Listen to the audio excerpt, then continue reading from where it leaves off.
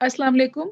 अदबी exchange into the minds of 4 Pakistani authors की series में दूसरी नशिस्त में खुशामदीद। This is supported by the US mission in Pakistan in collaboration with the Pakistan US alumni network. हमारे आज के गेस्ट हैं साद मुनव्वर। अस्सलाम वालेकुम साद, क्या हाल है आपके? वालेकुम सलाम, बिल्कुल ठीक, thank you. I am sure आप लोग भी बहुत एक्साइटेड होंगे साद से मिलके by the end of this interview जब आपको पता लगेगा, बट मैं इनका एक फॉर्मल इंट्रोडक्शन आप लोगों को करवा के and then we are going to move on to the interview. Saad एक को-पैमा हैं, को-नवर्द और राइटर हैं। साद ने अपने एडवेंचर करियर का आगाज 2013 में किया और अब तक ये 20 ट्रैकिंग और क्लाइंबिंग एक्सपीडिशंस में हिस्सा ले चुके हैं। और अभी भी मुझे लगता है इंटरव्यू के दौरान ये किसी एक्सपीडिशन के बीच में ही है मेंटली थोड़ा सा। साद मुनव्वर एक मुसन्निफ भी हैं। 2017 में साद की पहली किताब चौहरी नशर हुई, जो कि इन्होंने बहुत कम उम्र में 21 साल की उम्र में लिखी थी। ये किताब केटू के सफ़र पर लिखी गई। इसी तरह 2018 में इन्होंने दूसरी किताब राकापोशी के साए में नशर की। ये किताब राकापोशी और उन खूबसूरत वादियों के सफ़र पर लिखी गई जो राकापोशी के साए में फैली हुई हैं। साद एंटरटेनमेंट आर्ट्स के शोबे से भी मुंसलिक रहे हैं। इन्होंने इनकी लिखी जाने वाली डॉक्यूमेंट्री अनसंग हीरोज़ को बहुत पजीराई मिली, जिसका अंदाज़ा इस बात से लगाया जाता है कि यूट्यूब पर इस डॉक्यूमेंट्री के व्यूज़ 1 मिलियन से तजावुज़ कर गए हैं। साथ की गैर मामूली खिदमात की एतराफ़ में इनको मुख्तलिफ अवार्ड से नवाजा गया, जिनमें PSL हमारे हीरोज़ अवार्ड और कमांडेंट्स एक्सीलेंस अवार्ड और दीगर अवार्ड्स भी शामिल हैं। तो साद, कैसे हैं आप? ठीक है, अल्हम्दुलिल्लाह, thank you so much. Let's get into the interview. और आपकी बहुत सी आइडेंटिटीज हैं। कल हमने एक और इंटरव्यू किया, उसमें भी मल्टीपल आइडेंटिटीज की बात थी, लेकिन आपकी तो साथ साथ में आप इंजीनियर भी हैं, राइटर भी हैं, तो ट्रैकर भी हैं। तो ये सारी जो आपके एस्पेक्ट्स हैं, ये एक शख्सियत में कैसे समाते हैं? और क्या एक का असर दूसरे पे होता है कि आप इंजीनियर हैं तो आप ट्रैकिंग कुछ और तरह करते हैं, या आपने मुसन्निफ के ज़हन से आप सोचते हैं तो आप जब अपने सफ़र पे जाते हैं तो आप कुछ और अपने आप को डिफरेंट तजुर्बात से ओपन रहते हैं? How does that work out?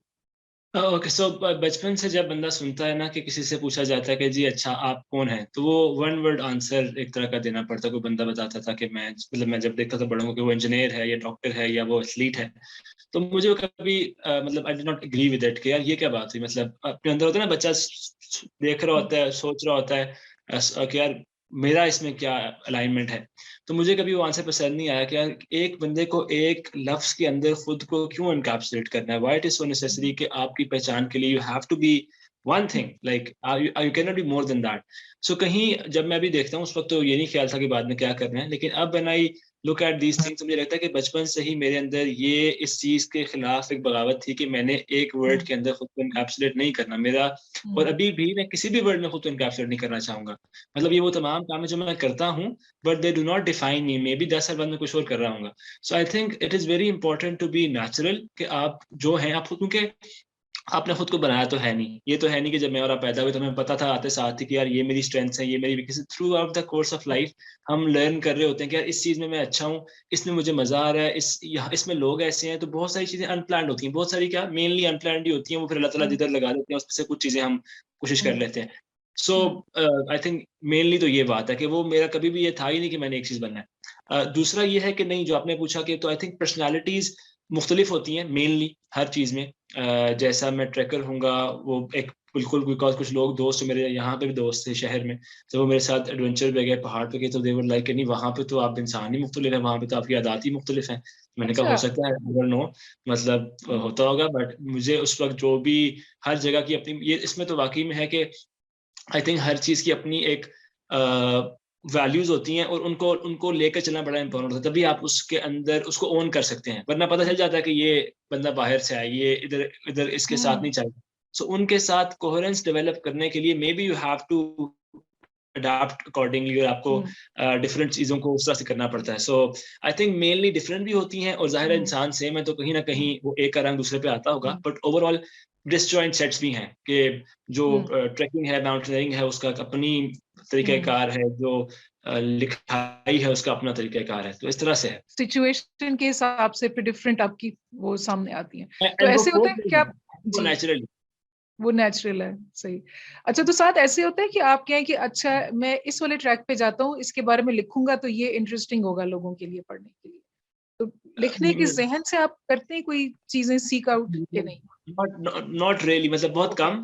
कुछ जगहों पर जैसे जो अनसंग हीरोज लिखी, तो वो मकसद ही उस एक्सपीडिशन का ये था कि उसको एक काम कुछ तो हो चुके हुए थे, कुछ मजीद लोगों को बुलाया गया, मदऊ किया गया कि इनके ऊपर सली सतपारा भाई थे, बाकी लोग थे, कि उनको उस एक्सपीडिशन पे बुलाया क्योंकि उसकी कवरेज करनी थी और डॉक्यूमेंट्री बनानी थी। तो वो एक रेयर केस है। But other than that I think जो एडवेंचर होता है वो हम कर रहे होते हैं, और वो आपको मोटिवेट करता है या इंस्पायर करता है या मजबूर करता है लिखने पे या उसको एक्सप्रेस करने पे। एट टाइम्स जो लिखने का प्रोसेस मेरा रहा है वो ओके, उस साइड से है कि मैंने कुछ समझ चीजें रही हूँ। ऐसी की तो उधर से मुझे करना पड़ा। ये नहीं था कि मैं पहले से सोचा गया कि मैंने लिखना है तो मैं ये काम कर लूँ। इवेंट खुद इंस्पायर करता है। आपने जी। अच्छा साथ नाम लिया अली सतपारा का, बहुत सारी कौम डिस्टर्ब रही, बहुत कुछ दिन सबने दुआएं की कि ये शायद बच जाएं। तो आप ये डॉक्यूमेंट्री आपने इनके हवाले से बनाई थी व्हेन ही वाज अलाइव, उस वक्त जी, अनसंग जी, जी। हीरोज? ना सिर्फ उनके हवाले से, उसमें बहुत सारे उसके मौज़ूआत थे। एक तो ये था कि हमारे एक और दोस्त की डेथ हुई थी 2019 में, माउंटेनियर ही। और उनको लेकर ओवरऑल ये था कि अनसंग हीरोज़ की जो हमारी पाकिस्तानी माउंटेनियरिंग कम्युनिटी है, जिसमें अली सत्तार उस वक़्त हयात थे, हसन जान हैं, सीनियर माउंटेनियर्स हैं, अब्दुल जोसा, जो भी जिनके जो कारनामे रहे हैं, तो उनको उनकी ज़िंदगियों में उनको उसकी जो है ना रिस्पेक्ट दी जाए, उनको ऑनर किया जाए। उन्होंने बहुत सारे कारनामे सर अंजाम दिए हैं। तो इट्स वेरी आयरॉनिक कि उसी के 1 साल के अंदर-अंदर ही अली भाई की जो है वो भी वफ़ात हो गई। तो वो चीज़ जो हम उनकी ज़िंदगी में हमने शुरू की थी, और अली भाई जब हम वो बात कर रहे थे तो मेरे से कंधा जोड़ के साथ बैठे हुए थे, और हम मिलके एक प्रोजेक्ट शुरू कर रहे थे। तो स लाइक अनफॉर्च्यूनेटली कि वो ज़्यादा क्लियरली मतलब याद है मुझे कि जब ये अली भाई वाला वाक़या मतलब जब शुरू हुआ कि वो मिसिंग है, तो मैं ज़रा-सा ये सोच रहा था कि अल्लाह, मतलब हमने बताना था, बट इतनी बड़ी एग्ज़ाम्पल तो नहीं चाहिए थी। मतलब ठीक है, हाँ, आहिस्ता-आहिस्ता लोग समझ जाते हैं। अब समझ में, क्योंकि बहुत लोगों ने बाद में मैसेज किया, "जी, अभी हमें समझ में आ गई है कि आप लोग क्या कहना चाहते हैं।" Like thank you, but like अभी क्या कहें? इतनी तो या बड़ी इतनी बड़ी कीमत देनी पड़ी है समझाने के लिए। जी, जी, जी, बिल्कुल यही बात। नहीं, लेकिन इम्पोर्टेंट है कि एक उनको ट्रिब्यूट दिया तो गया उनकी जिंदगी में, तो आई थिंक ये भी एक है। वरना अगर डिले होता तो और फिर आपको महसूस होता और उसका बिल्कुल, बस यही उम्मीद है कि आगे जो है ये चीज़ चेंज हो और लोगों की ज़िंदगी में, बिकॉज़ जब इंसान चला जाए तो उसकी फैमिली को भी उसके बाद तो परवाह नहीं होती। उनका तो सबसे बड़ा लॉस हो गया। उसके बाद उनको क्या हाँ, किसी से कोई इज़्ज़त दे रहे हैं कि नहीं दे रहे हैं, उनकी फैमिली डिस्टर्ब हो जाती है। लेकिन जब वो लोग बहुत ज़िंदा हों, तब उनको ऑनर करना चाहिए, जो उनकी बिल्कुल खिदमत हो सही। उनको एहतराम करना चाहिए। अच्छा, आप जो है साद आपने इंजीनियरिंग की है माशाल्लाह अच्छी यूनिवर्सिटी से, और उसके बाद आपने ये किताब आपने उर्दू में लिखी है। आजकल बड़ी डिबेट चल रही है सिंगल नेशनल करिकुलम को लेके भी कि भाई हम एलीट बच्चे उर्दू में क्यों पढ़ें, एक सब्जेक्ट भी उर्दू में क्यों पढ़ें। और उर्दू का एक आपको पता है, एक उसको जो है एक खास नजर से देखा जाता है, कोई अच्छी नजर से नहीं देखा जाता। लेकिन अपने उर्दू में लिखा और आपकी बोलने में भी उर्दू अच्छी है, और ये किताब जो मैंने चगोरी पढ़ी भी है, बड़ी अच्छी कमांड है आपकी। मतलब आप मजाक भी कर रहे हैं उसमें उर्दू में, संजीदा बात भी कर रहे हैं, डीप थॉट्स एक्सप्रेस कर रहे हैं। तो उर्दू क्यों, और उर्दू में कैसे आपकी इतनी अच्छी एक्सपर्टीज, इतनी अच्छी कैसे है? एक तो आई थिंक नेचुरली, मतलब मुझे तो वो सरप्राइजिंग लगता है कि जहाँ पे ये कहा जाता है कि उर्दू में क्यों और अंग्रेजी, मतलब हम, बिकॉज़ मैं तो अंग्रेजी बोल सकता हूँ, बिकॉज़ वो मजबूरी रही कि आपने बोलनी है तो सीख भी थोड़ी बहुत, और इंसान पढ़ के, हम्म, मूवीज़ देख के या किताबें पढ़ के कुछ ना कुछ हम्म, सीख जाता है। लेकिन 2-3 अगर मैं इवन सोचूँ, तो पहली बात तो ये है कि मैं ये समझता हूँ कि किताब लिखने के 2-3 प्रोसेस होते हैं। पहला होता है थॉट्स को प्रोसेस करने का, जो आपके दिमाग में ख़्यालात किस, तो दिमाग में ख़्यालात उर्दू ज़बान में आते हैं, मेरी तो उर्दू ज़बान में आते हैं। हम्म, अगर मैं उसको लिखूँगा अंग्रेज़ी ज़बान में, दैट मीन्स कि मैं हर लाइन को, हर थॉट को, हर ख़्याल को, सोच को ट्रांसलेट कर रहा हूँ। तो वो तो डबल काम बन गया कि पहले मैंने सोचा कि अच्छा हम्म, मैं वहाँ गया था, वहाँ खाना बहुत मज़ेदार था। जब मैं उसे देखूँगा, okay I went there and the food was really delicious, तो मैं हर चीज़ को एक डबल काम कर रहा हूँ कि मैं पहले सोच रहा हूँ, हाँ, फिर उसे ट्रांसलेट कर रहा हूँ। सो व्हेन हाँ, you are going to write एक 360 सफ़े की किताब है, आई थिंक जो चगोरी है। तो अगर हम्म, आपने 350 सफ़े की, 4 सफ़े की किताब लिखनी है और उसको आपने हर चीज़ को ट्रांसलेट करना है, और आप यू वुड एग्री के हर ज़बान की जो वैल्यूज़ भी होती हैं, वो अपनी होती हैं। यानी हम्म, एग्ज़ैक्टली अगर आप ट्रांसलेट करेंगे, तो वो बात ट्रांसलेट नहीं हो रही होती, जो हम नहीं होगी। पाकिस्तान में रहने वाले लोग उर्दू में एक बात कर रहे हैं, उसे हम हाँ, अंग्रेज़ी में अगर तर्जुमा कर दें, तो वो वाली उसकी फीलिंग ही नहीं जाएगी। तो एक तो मैं एग्री नहीं करता, मतलब मेरे ख़्याल में most of us may be वो मुहावरा अपना बचपन में। होता है ना, हर जबान का मुहावरा अपना होता है। बिल्कुल, मुहावरा भी, और इवन सिंपल लाइन भी अगर हो, उसको अगर हाँ। एग्ज़ैक्टली ट्रांसलेट भी कर दिया जाए, तो it does not give the same meaning. वो उर्दू हम्म। में उसकी एक कैफ़ियत ही अपनी होती है, जो हम बात कन्वे करना चाह रहे थे, वो हम्म। कन्वे नहीं होगी।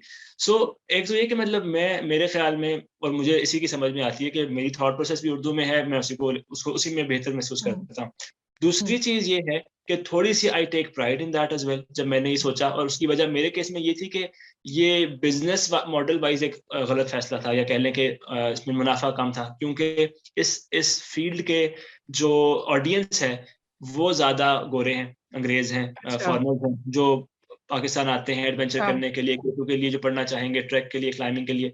हम्म। तो वो ये था कि I was going to miss out on a big audience, कि मैं ज़बान अगर मेरी चूज़ नहीं करता। बट देन मुझे ये था कि भाई पहाड़ पाकिस्तान में, बंदा लिखने वाला पाकिस्तानी, ज़बान हमारी, तो मैं क्यों किसी की ज़बान में लिखूँ? नहीं होगा तो ख़ैर है, मैं उर्दू में लिखूँगा। तो हम्म। ये सारे उसके अंदर डिफरेंट थे। तो इसलिए भी आई बिलीव कि 2 तरीक़ेकार होते हैं देखने के। एक ये होता है, आप ये देख रहे होते हैं कि मुझे क्या मिलेगा इस चीज़ में से, और एक ये होता है कि आप ओनरशिप लेते हैं कि सही कह रहे मेरा हैं। मतलब, मैंने इस चीज़ को चेंज करना है। मतलब हम्म। अगर मैं उर्दू में लिख रहा हूँ, तो maybe it will inspire the people to write in Urdu as well, and और हो सकता है कि हम्म। जो 10वां बंदा हो, उसके पास फिर ये इतना बड़ा चैलेंज ना हो, जो अभी हमें हम्म। फेस करना। तो हम्म। इसलिए तब आप कहते हैं कि नहीं यार, मैं ये ले सकता हूँ, और मैं तो उर्दू में लिखूँगा, और मैं चल आगे भी उर्दू में लिखता रहूँगा।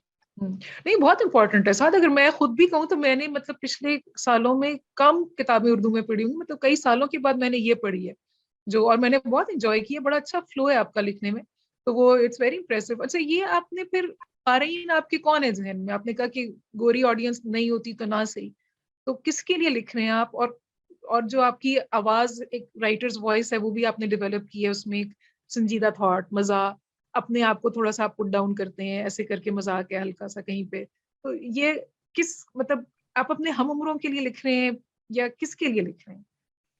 सबसे पहले तो मैं वो जो पहली किताब थी, और ऑनेस्टली वो तो तब तक मुझे ये आइडिया नहीं था। मैं लिखता था थोड़ा बहुत, कभी हम्म। बचपन से ही ऐसी कोई अजीब-अजीब बातें मैं लिखता था। मुझे याद है, बिकॉज़ मैं बाकी बहन-भाई बड़े हैं, और अदब से हम्म। कहीं न कहीं सबका लगाव है। मेरे मामू जान ने भी किताबें लिखी या ओके। इस तरह से है। लेकिन मैं कभी ऐसे कहानी लिखता कि जी, मैं एक हंटर हूँ, और मुझे वो बचपन की कहानी याद आ रही है, और मैं हंटिंग करने गया हूँ, शेर आ गया, उसने मुझे खा लिया, और मैं जाके अपने बड़े बहन-भाई और अम्मी-अब्बू को दिखाता कि हाँ। अच्छा मैंने ये लिखा है। तो मतलब वो पसंद ही करते, कभी हँसते भी कि यार ये क्या हाँ। कहानी है कि शेर ने खा ली, तुम लिख कैसे रहे हो फिर? हम्म। लेकिन कहने का मकसद है कि मैं लिखता था, बट मैंने कभी ये नहीं, जब भी मैंने पहली किताब भी लिखना शुरू की, तब तक भी ये ज़हन में नहीं था कि ये पब्लिश होने जा रही है, और इसकी आवाज़ कहाँ तक पहुँचेगी। हम्म।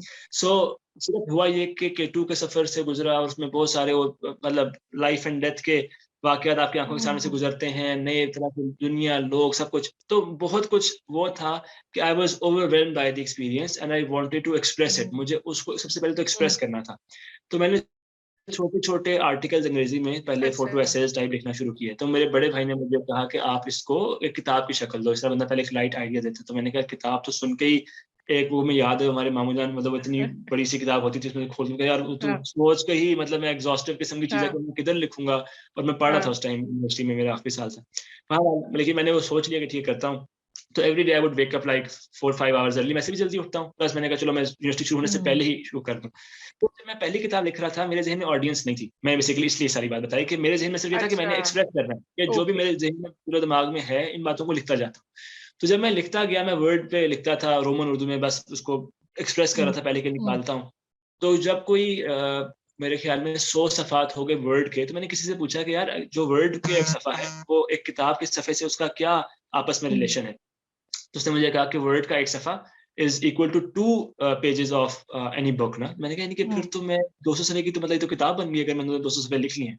फिर मैंने, अच्छा। लेकिन तब भी मुझे कन्फर्म नहीं हुआ कि ज़ाहिर है मैं तो एज़ अ राइटर कभी कोई जानता नहीं है, एज़ अ एडवेंचरर जानता होगा या किसी और तरीके से। तो हम्म। मैंने क्या कहा कि जी, मैं इसकी ना एडवांस कॉपीज़ कोई लेगा तो मैं देखता हूँ। तो मैंने कर हम्म। दिया कि ये छोटा-सा टेस्ट रीड है, 11 चैप्टर्स का मैंने वो वर्ड डॉक्यूमेंट बना दिया कि ये हाँ। मैं किताब लिखने जा रहा हूँ, और ये टेस्ट रीड है, अगर आप ये पढ़ते हैं और आप लेना चाहते हैं, तो आप एडवांस कॉपी ले सकते हैं। तो वो हम्म। 60,000 की एडवांस कॉपीज़ बिक गई। मैंने भी जबरदस्त। किताब तैयार की हुई है, ना मुझे पब्लिशिंग का पता है, मैं तो उल्टा फँस गया, और था भी हाँ। टाइम, मुझे याद है समर्स का टाइम था। मैंने ट्रैक्स अच्छा। पे जाना था डिफरेंट, और उधर से ये लोग कह रहे हैं कि भाई पैसे ले लिए, किताब किधर है? किताब कब आ रही है? तो वो हम्म। प्रेशर बढ़ता जा रहा। तो कहने का मकसद है कि शुरू में तो अंदाज़ा नहीं था। इसलिए मैंने पहली किताब में बहुत सारी वो बातें लिखी जो शायद मैं उसके सेकंड एडिशन में निकाल दूंगा, मतलब मेरे दोस्तों के नाम है, मेरी फैमिली की बातें हैं, जो मतलब मैं बस लिख रहा था एक्सप्रेस करते हुए, मैंने बस उसको जल्दी से कंपाइल किया और छाप दिया, और वो फिर जब मुझे पता चला कि कहाँ पहुंच रही है, तो फिर मैंने कहा ये तो गलत हो गया, ये तो मुझे next time. So second book के टाइम पे आई न्यू कि इसकी ऑडियंस पाकिस्तान में कहीं भी हो सकती है, मतलब अक्सी मुफ्ती ने किताब पढ़ी जो मुमताज मुफ्ती के बेटे हैं, उनका मुझे फीडबैक आ रहा था, वाज लाइक कि भाई इसको थोड़ा देख के करना पड़ेगा। तो सेकंड किताब पे न्यू के ऑडियंस क्या हो सकती है, बट फर्स्ट बुक में I was just expressing my feeling, मैंने बस लिखी अपने लिए, शायद ठीक है, कोई सोच के बगैर।